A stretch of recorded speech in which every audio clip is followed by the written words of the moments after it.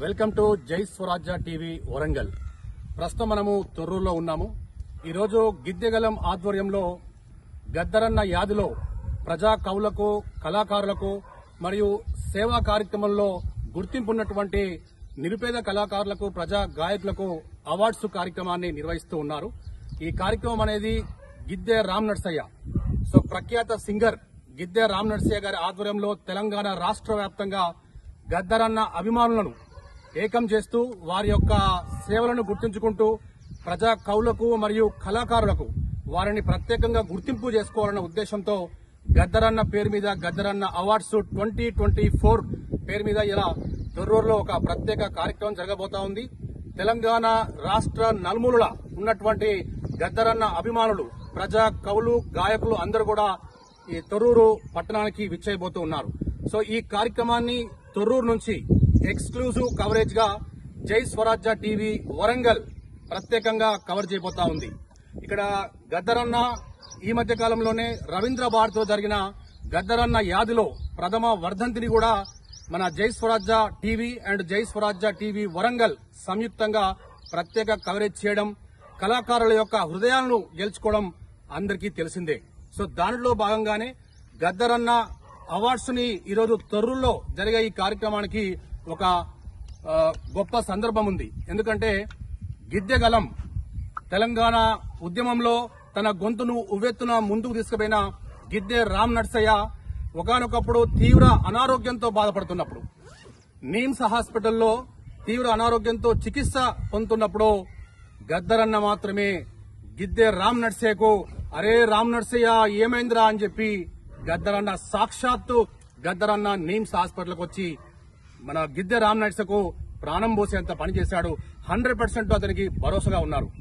ఎప్పుడైతే గద్దరన్న ప్రజా యుద్ధ నౌక శాంతి దూత, ఆ దేవుడు ఇప్పుడు ఏ లోకంలో ఉన్నాడో, ఏ లోకంలో ఉన్న గద్దరన్న ఆత్మకు, తన పవిత్ర ఆత్మకు శాంతి చేకూరాలని చెప్పి ఈ రోజు కళానాట్య మండలి, ప్రజా కళానాట్య మండలి, ప్రజా కవులు ప్రతి ఒక్కరు కోరుతూ ఉన్నారు. గిద్దె రామ్ నర్సయ్య గారు నీమ్స్ హాస్పిటల్లో చికిత్స పొందుతున్నప్పుడు ఎప్పుడైతే గద్దరన్న వచ్చి పరామర్శించాడో అప్పుడు మాత్రమే తెలంగాణ రాష్ట్ర ప్రభుత్వం కదిలి ముందుకొచ్చింది. మొదటిగా అప్పటి ఆరోగ్య శాఖ మంత్రులు తన్నీరు హరీష్ రావు గారు ఎప్పుడైతే మళ్ళా గద్దరన్న వచ్చిన తర్వాత హాస్పిటల్కి వచ్చారో ఇమీడియట్లీ రాష్ట్ర ప్రభుత్వం స్పందించింది.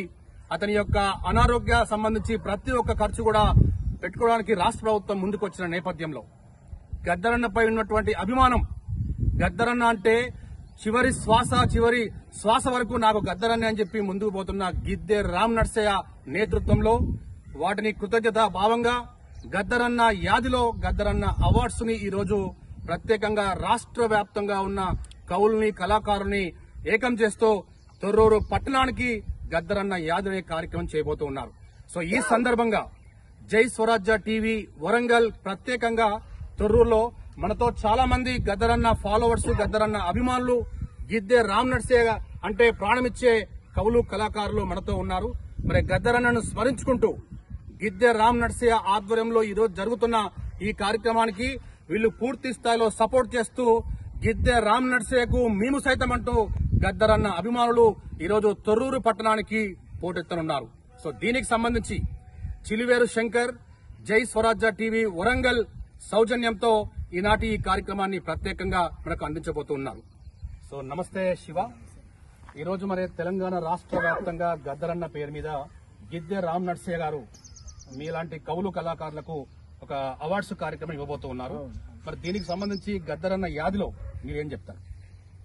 ఈ తెలంగాణ, ఆంధ్రప్రదేశ్ అని తెలుగు రాష్ట్రాలే కాదు, యావత్తు భారతదేశానికి ఆకలి కడుపుకు ఆసరైన ఉల్లాసాన్ని ఇచ్చినటువంటి పాట గద్దరన్న.